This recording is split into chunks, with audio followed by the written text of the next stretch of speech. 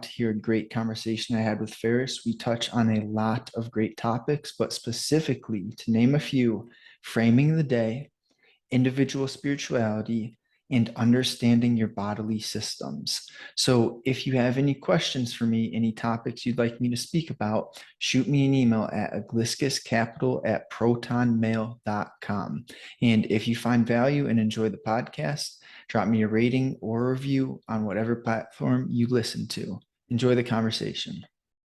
Get wrapped up in things that you can control is, I think, absolutely the resting framework that everybody needs to have. So I support that, applaud that. That's the way to be, and definitely keep it up and keep growing that.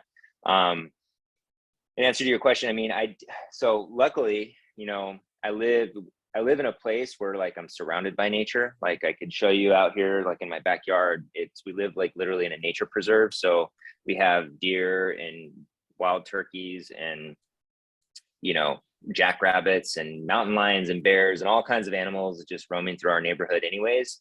So in that sense, like I'm super lucky.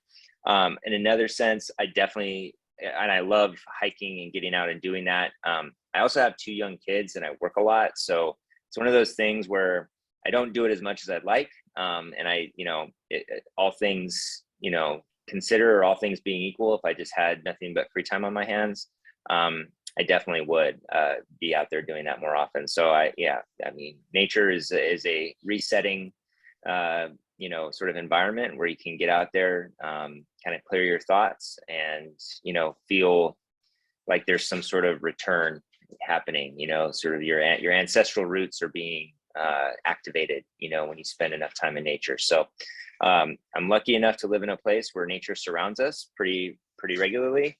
But the more of that you can get, I think the better served you are as an individual. So. Right. And it's not an easy balance, especially when you are a father. What are some of the ways that you find balance or peace in your life that I'm sure you're full of responsibilities and you're kind of pulled in a bunch of different directions? Sure. Well, I mean, not to be too cliched, but I do have a pretty firm morning routine that I adhere to at least 5 days a week, like during the weekdays. On weekend days, sometimes I can get off of it a little bit just because on weekend, my routine is a little bit more dynamic, and, who knows what like social or familial obligations I'm going to have from one weekend to the next. But every day I wake up really early. I wake up at about 3:30 every morning, and immediately roll into meditation. I do anywhere from sometimes I'll go as low as 5 minutes. Mostly it's 10 minutes. And then every once in a while, it would be 20 minutes or so of meditation.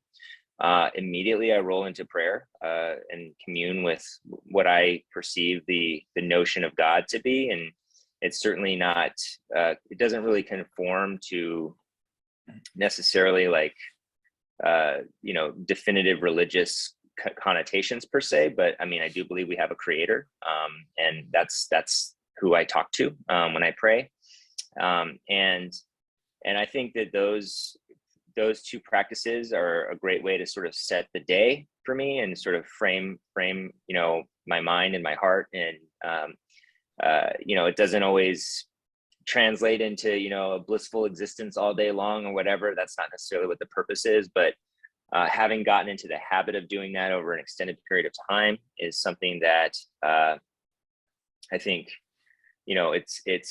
I lead with gratitude when I pray. Like literally the first thing I say is thank you for another day of life.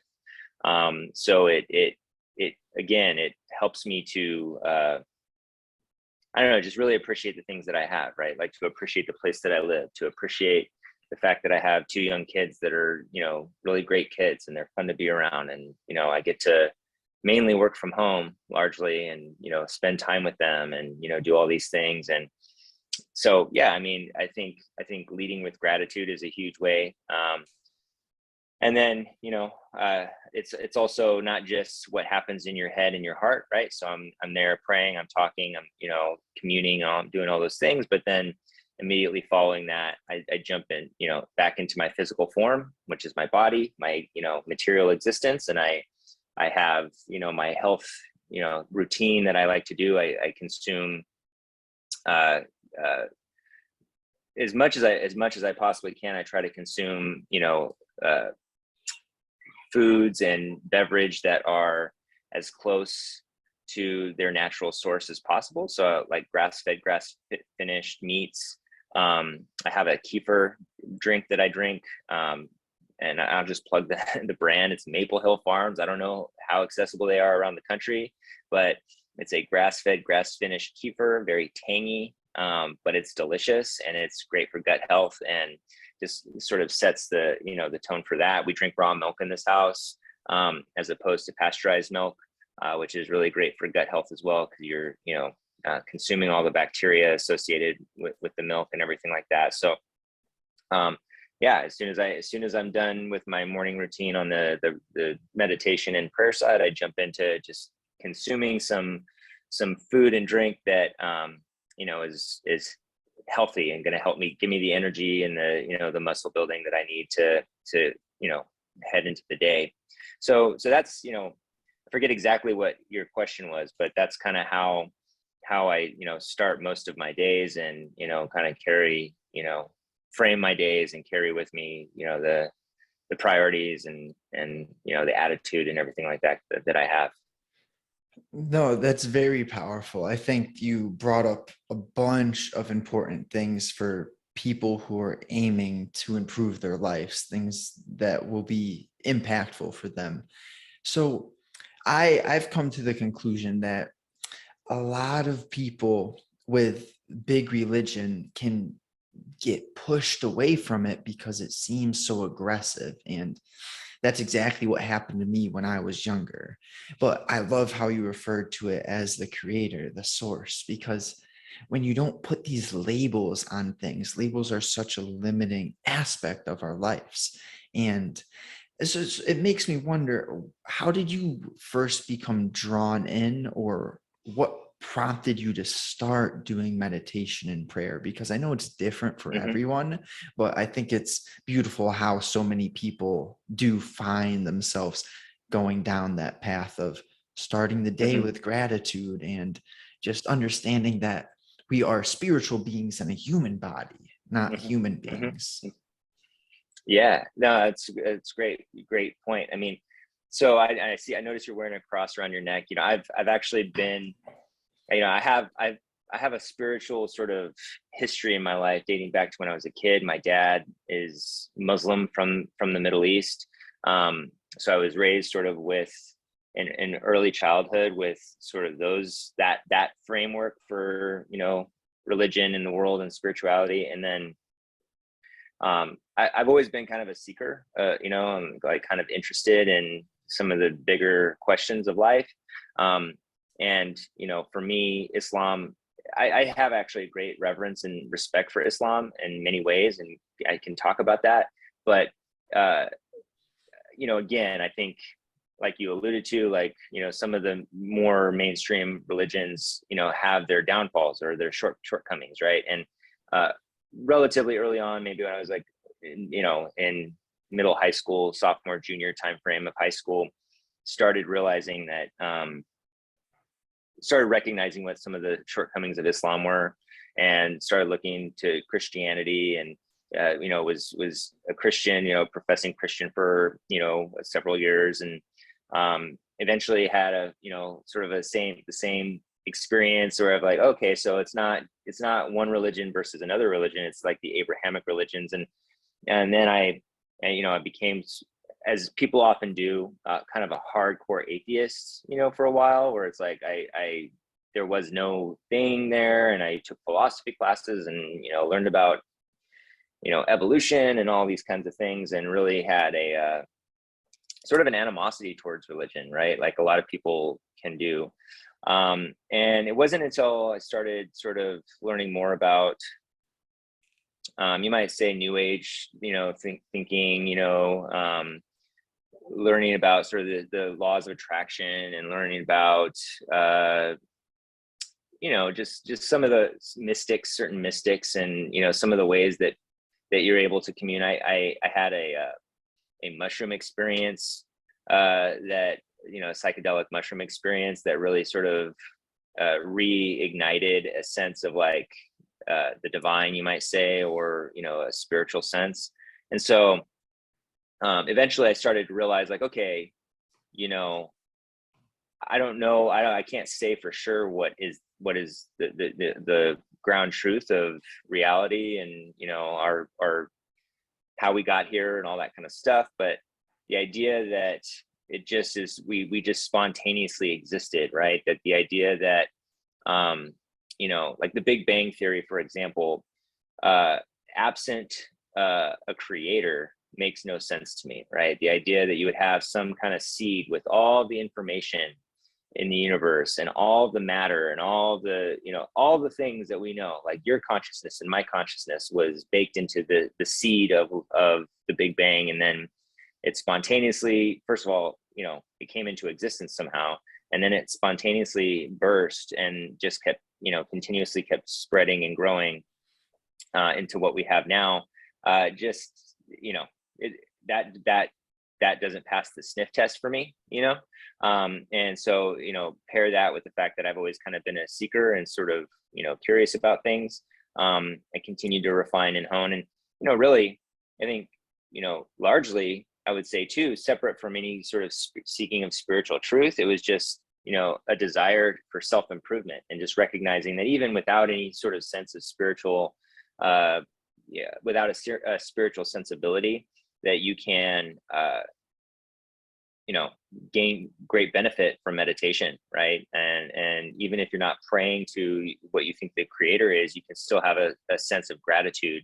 And both of these things are only going to enhance your life, right? These are in no way, shape, or form are they going to hinder you, right? They're not gonna set you back in any way. And so there was this, and it persists to this day, but a period where I got really into like self-improvement, right? And trying to find all the ways, it's like, which can be a trap unto itself, right? People can absolutely get locked into just this hacking everything, trying to live the most efficient, most healthy, most everything kind of life without, just like living, and so I fell into that trap for a little while, but I would say sort of a pursuit of my highest self was the impetus for me to sort of get into that habit. And there are a lot of really great people on social media.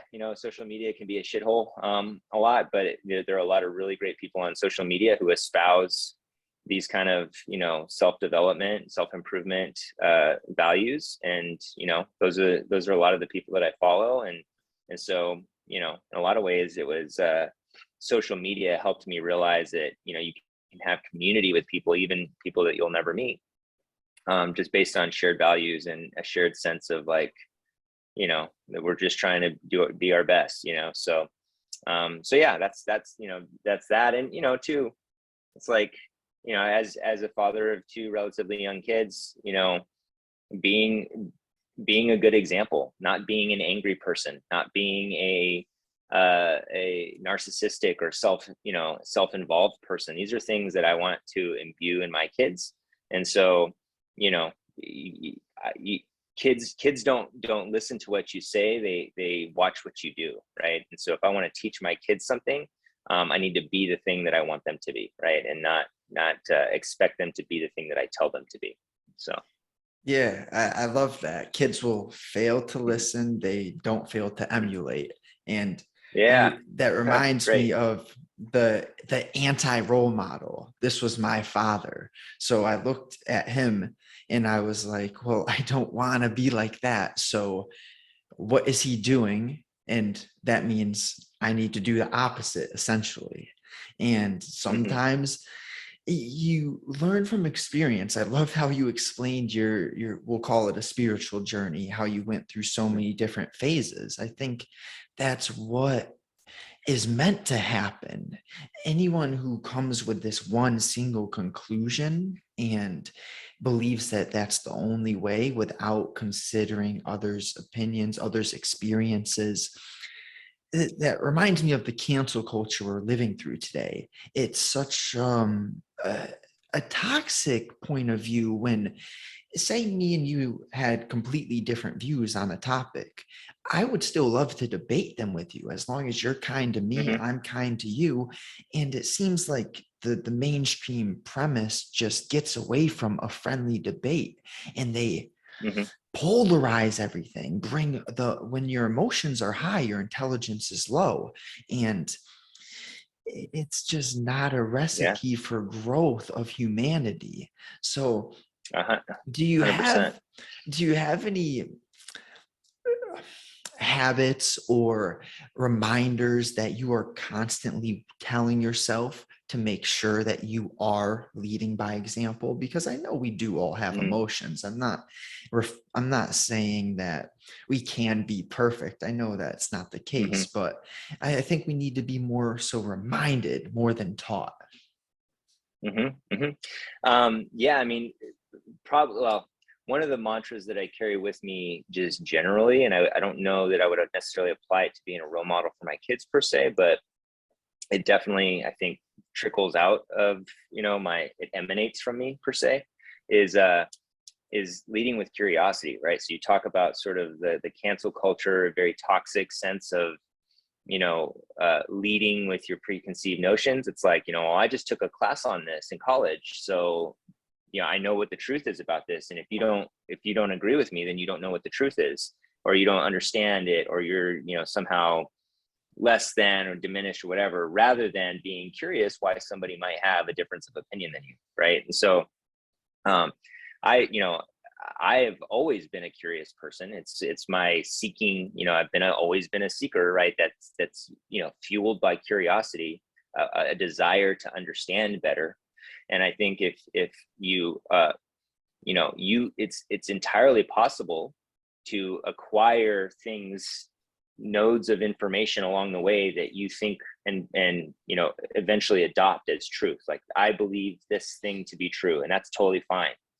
um when it becomes a problem is when you're unable to, sort of, when you lack the curiosity to hear why somebody else might disagree, right? And at the end of the day, this is a multivariate world, right? We have all different types of people, personalities, backgrounds, cultural norms and standards, religions, philosophies, et cetera, et cetera. And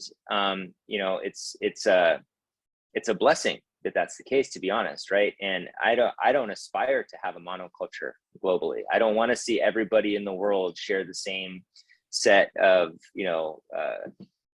biases and all that stuff. And I think uh, the people who are trying to cancel everybody else, they have the opposite view, right? They want to see everybody share the same sense of the world, right? And so for me, I think one of the most profound uh, north like north stars that a person, or true north that a person can have in their life, is like, lead with curiosity, love and curiosity, right? So like, the curiosity to learn about things that you don't know about, or like the curiosity to want to understand where somebody else might be coming from, and then the love to accept that, like, okay, well, we just don't agree, or like that, like, regardless of what you believe, like, I still am going to treat you with respect, and still going to, it's not going to, lead me to dehumanize you, or otherwise, anything like that. Um so I'd say love and curiosity are probably the two fundamental attributes that are going to help you walk the talk, so to speak. I really, I love that. And that's if all humans lead with that love and curiosity, it seems like we would have a much better universe in general. And it starts on that Yeah. individual level. If you are just understanding that, okay, he doesn't see it the same way as me, let's talk about it, let me figure Hmm. out why. And we all come from different environments and personalities. I think, like you mentioned, that's the beauty of the world, is having so much difference between humans and Hmm. nature and everything. And so love and curiosity, I would consider those as values. Do you have any Hmm. other very important lessons or values that you plan to make Mhm. sure you teach to your kids? Because I'm very Sure. interested in how a good father raises kids, Mhm. as I didn't have a good father, and I definitely want to make Mhm. sure that I am that Mhm. good father. So I'm here to Yeah. learn. Well, so I would also add, probably slightly underneath love is like, or like not that it's like less important, but it's a subset of love, which is humility and like a willingness to change your mind on things, right? So like a willingness to like there's no hard feelings in being wrong, right? Like it's okay. Like we come to a, let's say we're on opposite sides of an issue, right? And we're gonna discuss it. We're gonna walk through it, right? If you present information that I've never considered before, or a viewpoint, or data, or whatever it is, it's just like a really profound thought or idea, like it's not a hit on me to be like, oh, I never thought about that, that's a good point, actually. um so that's one thing I would say, to my kids, is never be afraid to like say you were wrong, or to be like swayed by like a good argument, right? That's another thing that's missing, right? We used to sort of have a gentleman's, and obviously, it would apply to women as well. Women haven't always been as well represented in society and so forth. Yeah, yeah, yeah. But like in terms of like, we used to have a culture in the United States of like, may the best argument rise to the top, right? And you would see sort of a gentlemanly approach to this, where it's like, oh yeah, yeah, that's a good point. But now, people are more concerned about winning, whatever that looks like, than they are about getting to truth. And so I think, don't there's no shame in being wrong. No one is born 100% right. No college professor is the sole arbiter of like what the ground truth is on any given subject, right? So that's one thing I would say. The other thing I would say is like, and then like that's the other side of the coin to humility, and like not in being willing to say you were wrong, is having the courage to step out and be wrong, right? Like having the courage to like proffer your thoughts, your ideas, like make your case. And you know what, like let it land. Let's see where, see how it goes. Let's see what type of response that you get. And that's a lesson that I can continuously learn from for myself, right? Because putting myself out there isn't always the most comfortable thing. I can often find myself, I don't fit neatly into any box, any group, right? And so like I can say something that will equally piss off the conservatives, the liberals, the Christians, and the New Agers. I somehow or other have a skill to like thread the needle such where every single one of those groups will be like find an issue with what I just had to say, right? And so, oftentimes the impulse is to, I just won't say it. Well, if there's something edifying, if it's yeah, I mean, if it's arguing with some random stranger online, then it's probably better that I don't say it. But if it's a matter of like, throughout the course of like, we're talking face to face, I'm actually quite honored that you reached out to me. By the way, this isn't a side note, that you reached out to like schedule this conversation. I would treat, I'll treat this conversation, this interaction in a way where it's like the investment, even the little investment that we have, where, we connected online, we're having this discussion. This is enough for me to want to like have that good faith, like, sort of dialogue where like I present to you, see what you have to say, you present back. Obviously, getting back to your question about, things to imbue to your kids, it's like the courage to present, the humility to learn, the willingness to sort of like work hard at a thing, and to sort of, stay with something when it's uncomfortable, when every ounce of your willpower you feel like is diminished, and like all those things, to still stay with it. I don't know if you listen to Andrew Huberman podcast, but He's good. he's fantastic. And I just listened to one of his recent episodes about like dopamine, and how like the science of motivation, right? And how if you are using reward systems to try and as the basis for doing a hard thing. Like let's say you want to get in shape, and part of your plan for getting in shape is to go to the gym regularly.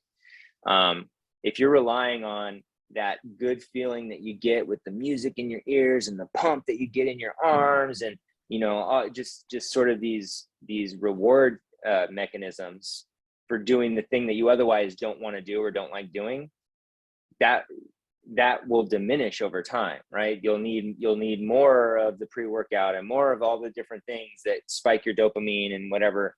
And over time, eventually you're just going to peter out and be like, yeah, I don't feel like it, so I'm not going to do it. And so what he suggests and what he said helped him get through like grad school and stuff like that, while his friends were going out and having fun and doing all these other things, was him sitting down and sort of falling in love with the pain. I know that's not his term exactly, but like a willingness, like appreciating the difficulty of the action, because he knows that it's the process, a sustained effort of the process, that's going to get the result that he wants. And so there's no real dopamine, what's the word I'm looking for? There's no dopamine incentive structure that's like causing it, other than like maybe the dopamine that you feel as an outcome of like achieving your goal, right? So, I mean, one of the most exhilarating experiences a person has is achieving the goal that they set out to achieve, a long time ago, right? And they worked hard towards it and they did it, and then boom, and like just the experience of the elation that you feel having done that. That's the type of dopamine release that he strove for. And it involved years, of sort of dedication without any dopamine rewards, to get there. And so I think, having been somebody who's had difficulty, I don't know if it was ADD or whatever, but like having been somebody in my previous, life, so to speak, in my youth, that found it very difficult to sit down and sustain that level of discipline, and working through sort of the innate desire to like not do a thing.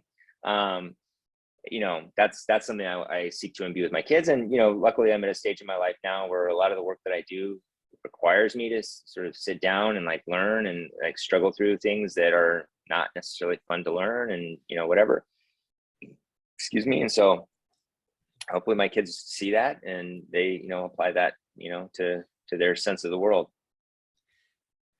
There's a huge importance in having that long-term goal rather than like, I get it. Appreciate the small wins. What you did today, appreciate that. But I purposely stopped listening to music when I worked out. I've been working out for a long time, and it's along exactly what you're talking about. I'm like, this music makes me enjoy the workout. It gives me that dopamine. So how can I make this harder? And it's like this Jocko Willink mentality. He did a 5-hour podcast with Andrew Huberman. Yeah. It's so long, but so good. And I love learning about the physiology of our bodies and how we can, I don't like the word hack because you know what it implies, but at the same time, when you understand our systems, it's like this superpower when you can recognize what is really going on within your structures of the system, the brain. And that's so helpful to put time into grasping. Just a quick riff on that, and definitely continue on. I don't want to dwell on it too much, but I think one of the biggest game changers for me was exactly what you said. When you understand the process that occurs when you eat carbohydrate or when you eat fats or protein, and like what the different aspects that are taking place and how they get, moved around and processed through your body and all that kind of stuff, how your muscles grow, how how blood sugar gets stored as fat and all these other things, it really changes the way, it makes it a lot easier to make better decisions. So I completely agree. The more you understand about how processes work, whether it's internal, external, whether it's, how your government works, how the banking system works, how anything works, it just your ability to, to make sense of it and to think about it is greatly improved. So, and how to interact with it and like, live your life. And you remind me of the importance of that natural curiosity and asking questions. I think Yeah. something that is so destructive for my generation, your generation, is the constant access to easy distractions. Like I Mm-hmm. played sports. I bet you played sports, but that's not Mm-hmm. what's super important is that they have become a distraction to so many of my friends who are my age. They're not focusing on the bigger things like learning about our physiology and how the Mm-hmm. brain works and all these systems that could change their lives if they put time into Yeah. them. Rather, they're talking about this guy's stats and, oh, this guy's on this Mm-hmm. team. And I don't mean to riff, or I'm not hating Mm-hmm. on that, but I just think there's a lot of distractions, and it's kind of Mm-hmm. set up that way for a reason. When you're distracted, it takes you away from the potential that you could be improving this whole world. But I'm curious, do you relate to having a gut feeling and your intuition? And if so, tell me a bit about that. Mm-hmm. Yeah, absolutely. I mean, so I have a history of, I used to work at a company that was a biotech company that sequenced gut microbiome. And so, I got to work with a lot of really brilliant people at that company. And that was the first sort of entree into like, gut health and that type of thing for me. And I know that's not exactly what you're asking, but it is. I always found it fascinating that, like your gut intuition, used as sort of like an adage, right? Kind of like an old time, wisdom of the rustic kind of phrase, correlated so neatly with like emergent science and like what we're learning about actual human health and, that type of thing, and how gut, the gut brain axis, operates, and how signals from our gut to our brain drive so much of our behavior and all that kind of stuff. So just on a surface level, I would say, yeah, absolutely. Intuition, gut feelings, are not just intangibly real or metaphysically real, but they're also like physiologically real and biologically real. So there's that aspect to it. But yeah, I mean, I think this is what I think. I think you said it earlier. We're spiritual beings having a human experience.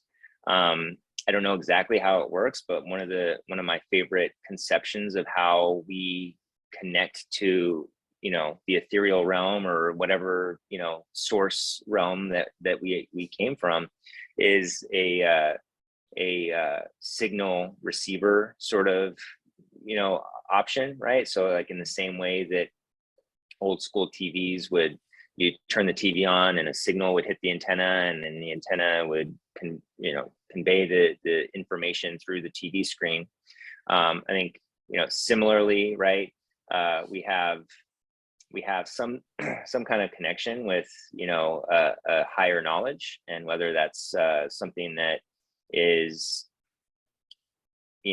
I don't know what it is, right? I can't say with 100% certainty what it is, but it definitely I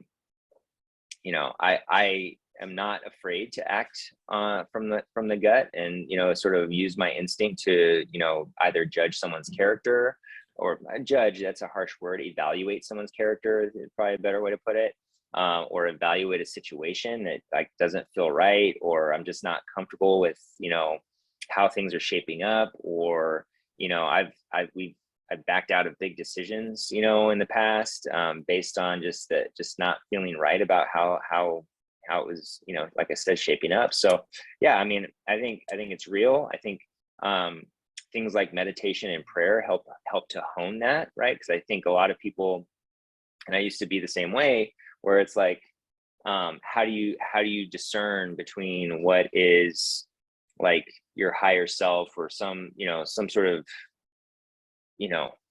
what is like a true instinctual reaction to something, versus what is like my own internal self-talk and like doubts and like self-doubts and all these kinds of things. And I think there is an element of people just sort of having too much of their own chatter in their mind, and it's not always going to be the case that, you know, if you meditate on negative thoughts, and if you meditate on, if you train your mind in a certain way that you can confuse or mistake what you might call your intuition for something else.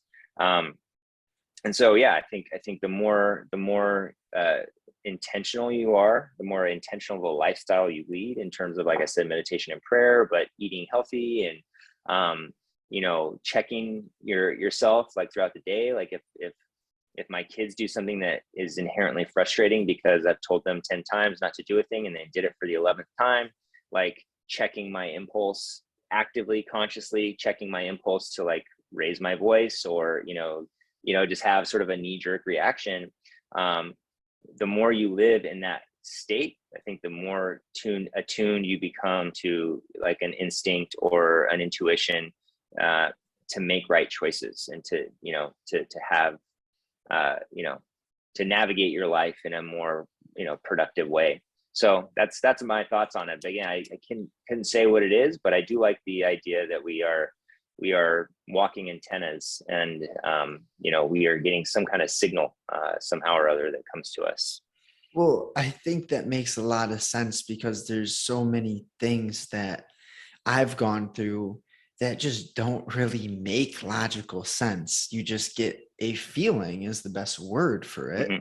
And that also, when you mentioned the physiology or the physical part behind the gut, I do agree the Mm-hmm. gut is a second brain. What we put Mm-hmm. in our systems, you mentioned the raw milk and the grass finished foods and the Mm-hmm. natural foods, all that stuff makes so much sense. And I think more people would benefit so much by learning, being curious about how what they consume affects Mm-hmm. their mood and how they think and how their body develops. That reminds me of Yeah. this study that they did on rats talking about skin cancer. See, I'm not a big fan of almost anything artificial, and that includes bug spray Mm-hmm. and sunscreen. Almost any chemicals I really don't support. Yeah. But I don't want to rant. The study was about the rats, and the one pair of rats was fed the diet that we consume, natural things. We'll keep it simple. And the other section of rats was fed unnatural things, Oreos, Mm-hmm. goldfish, just lab Mm-hmm. produced things. And the skin cancer rate on the natural food rats was about 0. Compared to the other rats, it was through the roof. So that's just one of those things where people think skin cancer, oh, the sun is so bad, lather up in sunscreen. In Mm-hmm. reality, I don't encourage getting burnt, but I think you're better Mm-hmm. off just tossing on a long sleeve shirt, wearing a hat, and eating good foods. You won't get skin cancer that way, at least compared to the study. Mm-hmm. And there's just a lot of things in life that really go along those lines. For diet, a few rule of thumbs that I really enjoy is if you can't pronounce the ingredients, don't put it in your body. Mm-hmm. Like if they're crazy chemicals, stay away. If there's more than 5 to 10 ingredients in it, maybe if it's simple bread, 5 ingredients, Mm-hmm. wheat, yeast, water, salt. Okay, Yeah. we're talking. That's cool. Yeah. But once you get above 5 to 10 ingredients, it really doesn't belong in your body. What do you think Yeah. about that? Well, one of the things that I like to tell people or remind people, and it's one of those thoughts that is kind of duh and obvious on its face, but until you've taken the time to actually consider the implications of it, you don't really appreciate it. So this is what I say. It's like literally for every person that's alive today, there are thousands of generations of ancestors that had to overcome and thrive, and like whether it was like the marauding Genghis Khan, or it was the Black Plague of Europe, or it was whatever natural disaster, like like the resiliency of the ancestors that had to survive in order for each and every person that's alive today to even exist. That's some major fortitude, right? And so getting back to your point about like sunscreen and, you know, the foods that we eat and all these kinds of things, it's like, what were those resilient ancestors of ours eating and, you know, doing, and how are they acting? How are they being? That's a good, I think that's a good litmus. I mean, litmus is probably the wrong term, but it's just a good template, I think, to adhere to. And because right now, I think you could say, it's fair to say that we are not very resilient, right? At least according to the standard view of history, right? What we learn in public school and so forth. It's pretty clear to me that we are among the least resilient, you know, cohort of humans to populate this planet and dominate this planet in, you know, 1,000 generations, you know. So, you know, to your question or to your point, like, yeah, I think the further you get away from what is a nature born like food item, or, you know, like natural remedy or whatever, the more harm that you are at risk of, you know, bringing onto yourself, right? And I think there's a reason why, you know, certain disease is so rampant today, and I don't think it has to do with the sun, which has been here, right, since time immemorial. It's the sun was here before we were. So I don't think that all of a sudden the sun is like a major problem. I don't think that all of a sudden, you know, I just saw a headline from a prominent publication the other day that's talking about the overconsumption of protein is becoming a problem because we're when we urinate into the toilet, we're getting all this protein into the toilet, and it's, you know, getting into our water supply, and this is like this huge problem. And I'm thinking to myself, humans eating protein has always existed. Humans taking SSRIs and, you know, various pharmaceutical drugs and stuff like that has not always been the case. Why are you more worried and concerned about protein, you know, excess protein getting into the water supply than you are about these antipsychotic drugs and other, you know, like drugs that has been proven when you take SSRIs and then you pee them into the toilet, they do get into the water supply. They absolutely do. And so, you know, I would just say, you know, oftentimes, what are the incentive structures that drive a lot of the information that comes out, right? Well, if you're talking about a pharmaceutical company, their incentives are very clear, right? And if you're talking about a government agent, his incentive structure or her incentive structure is to stay in power, right? The pharmaceutical executive's incentive structure is to earn more money and to, you know, extend their power, or stay in power or whatever. And so I just think that, you know, there's not a whole lot of money in like having everybody be healthy and happy, right? Like you know, it's a lot easier to induce somebody to take an action that you want them to do if somehow or other they're convinced like they're deficient in some way, that they you know, they need, you know, and so yeah, I mean, at the end of the day, like it's not a perfect heuristic, but I agree, like, you know, the further away from nature that you get, if you can't pronounce the word, if it was made in a laboratory, you know, I saw a really great meme the other day, kind of taking a jab at vegans. Now, I've got vegan friends. I'm not trying to knock vegans as such, but based on what I've learned about nutrition and health and stuff like that, veganism is not the premier way to sustain your health, right, through food and so forth. And the meme that I saw was, yeah, when people talk about plant-based, what they're really talking about, it was like made in a plant, like a manufacturing plant, you know, it's not coming from a plant, you know, as such. Now there, you know, if you're, yeah, whatever, I was going to go on a kind of a tear, not knocking the vegans, but you know, it's not my intention to do that. So Right. anyways, I'll leave it there. I completely agree with you. I'll just say that. See, I like how you stopped yourself there, because we're not here to like rant and rave on Right. people, but at the same Right. time, those incentive structures are so important for us to pay attention to. My core belief is anything the government says, oh, I believe the Yeah. opposite, because Yeah. Yeah. I really do not trust their incentive structures. It brings me back to Right. what we spoke on earlier with those, our government, that one world order. That's what they want. One population of people who all think the same.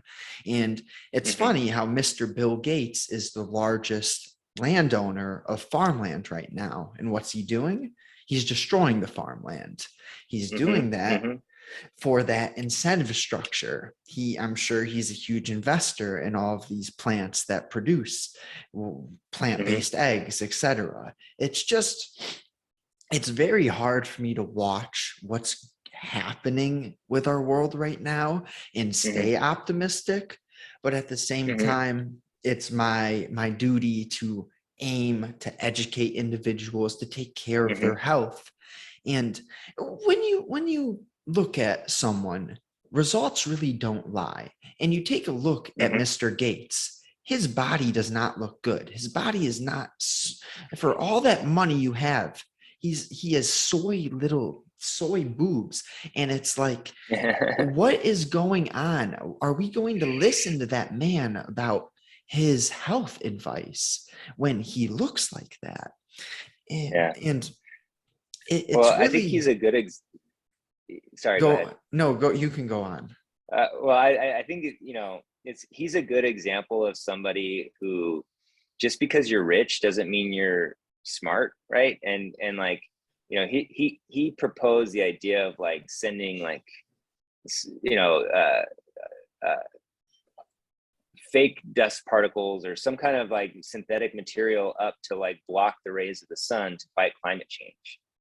And it's like, I don't know if I'm sure to some degree or another, he considered what downstream effects may come from that. But like, how diabolical must you be to try and like permanently hinder the relationship that we have as a planet, as a species, with our most primary energy source, right? Like, what a silly notion that is, to like, and the hubris and the narcissism one must have as an individual to say that I know better than 6 billion, 7 billion human beings on Earth, or how, what, I'm sure he has a small cohort of individuals who would agree with him. But like I, I'm gonna ruin it for everyone. I'm gonna poison the well, so to speak, that everyone drinks from. It's like, it's either not very bright or it's like evil, I think like there's it's inherently evil, right? a lot of malevolence going on in our world, because Yeah. I spoke to one of the guys at the gym this morning. I'm walking into the gym. I look up in the sky and it's completely clear. I see 1, 2, 3 jets all spraying Hmm. something. I go to that guy. I'm like, you see they're spraying something. And then he starts ranting to me. I'm like, he knows what's up. So I think I know they are spraying stuff in the skies, because I'm sure you've been on a normal plane, you don't see that stuff coming out of the Hmm. exhaust systems.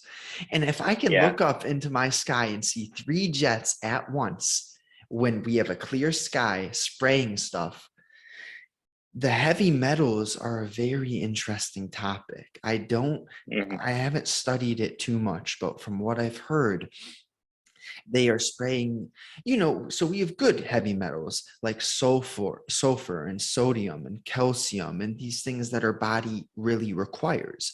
But at the same time, I think they're spraying things like aluminum and lead and arsenic, heavy metals that are not good for humans. And just this thing I've noticed lately is when I take a peek in the skies, I remember clouds as fluffy, very dense white clouds. And now I see this misty spray blocking the sun Hmm. that looks exactly like what comes out of the jets. And I'm like, oh man, this, like, I'm doing 2 + 2 = 4. What is Hmm. going on right now? And Hmm.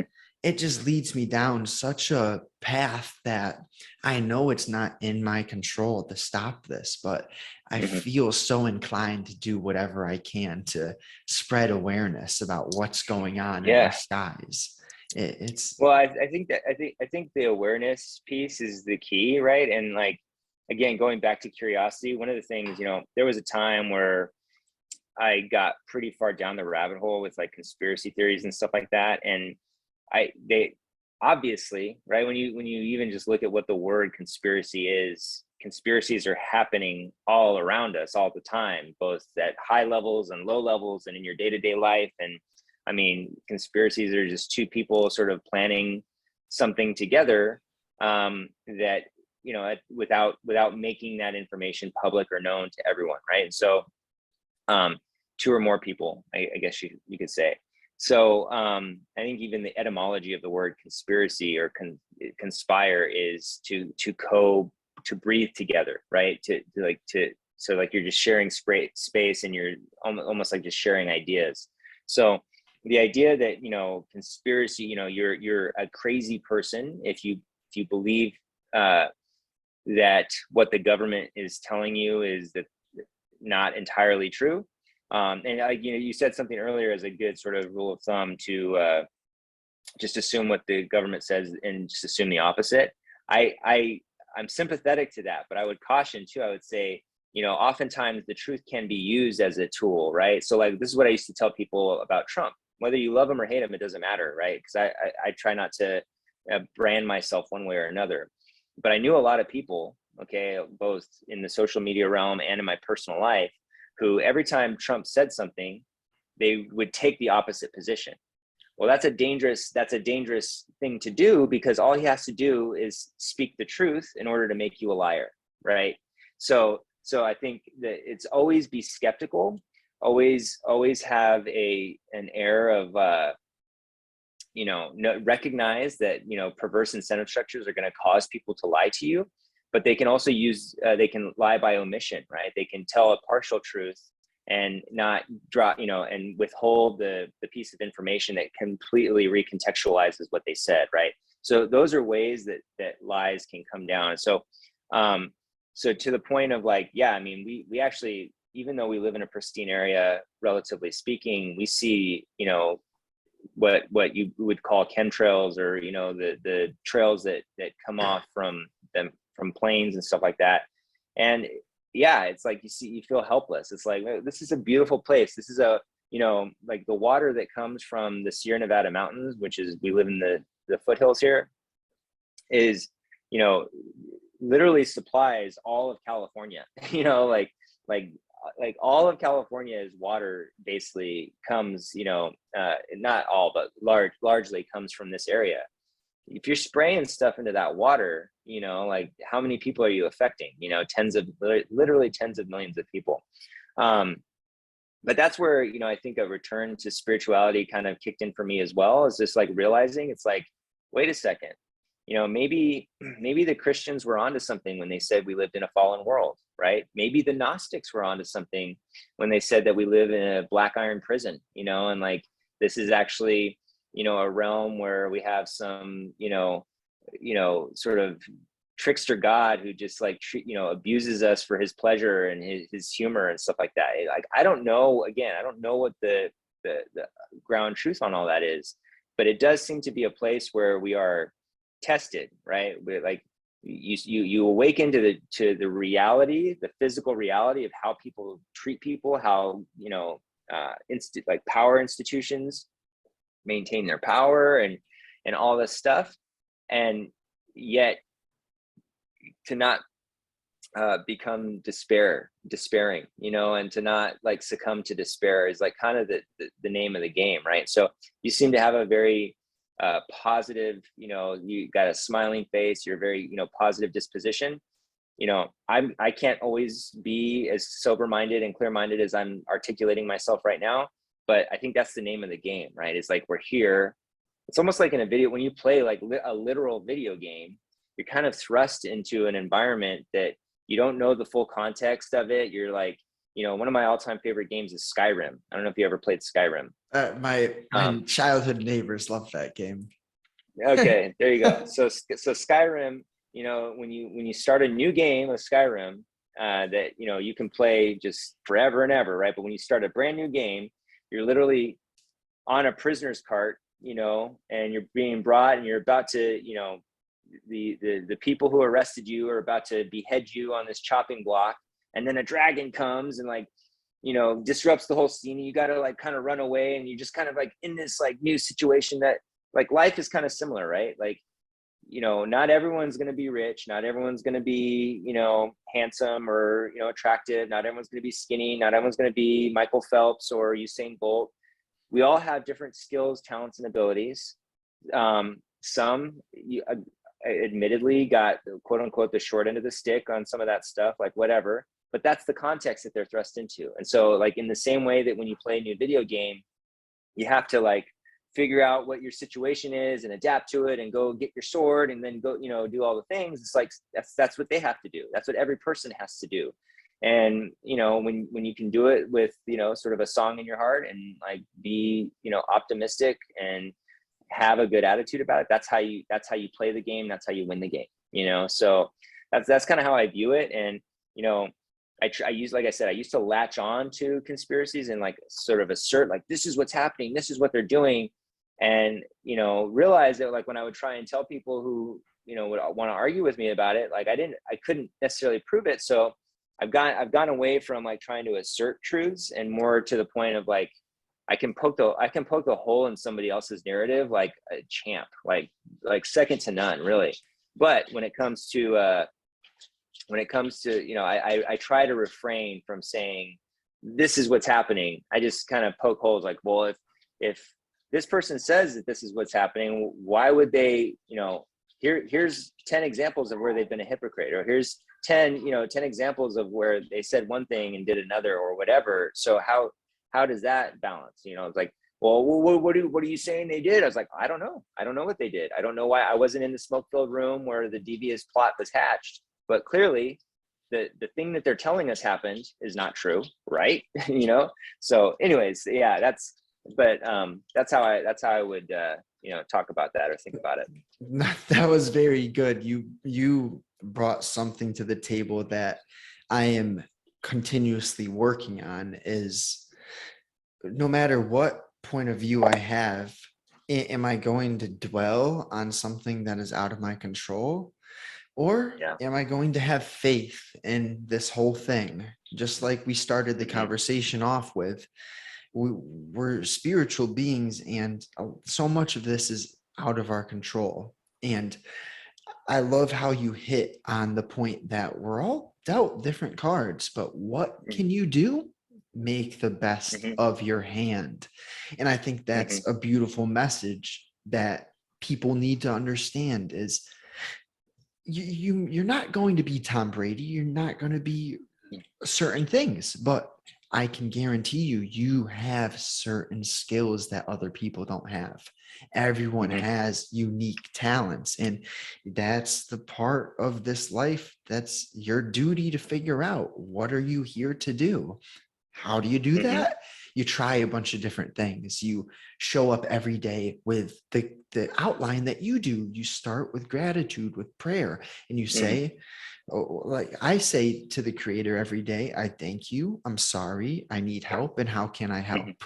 Like, and I feel like right now that spreading a positive message, helping people take control of their nutrition, their mind, and just their outlook on life, that's what I'm here to do. I'm sure that'll change eventually, but right now it's what makes sense to me.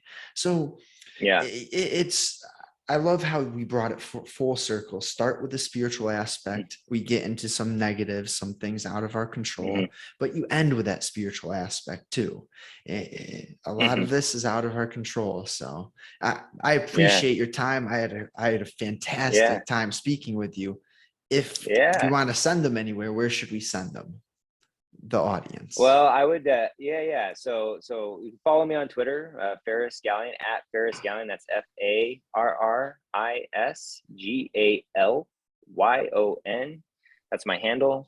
Neuaxiom.com, NEUAXIOM.com is my CBD business that I run. And yeah, I mean, just, I mean, kudos to you. You know, you got a great energy. You know, like you said, trying to sort of bring a positive, sort of humbled, you know, message to the world is of critical importance right now, even in the face of all the, you know, stuff that's going on. So keep up the good work, and yeah, man, we'll keep in touch. I might have to start a podcast and have you be a guest.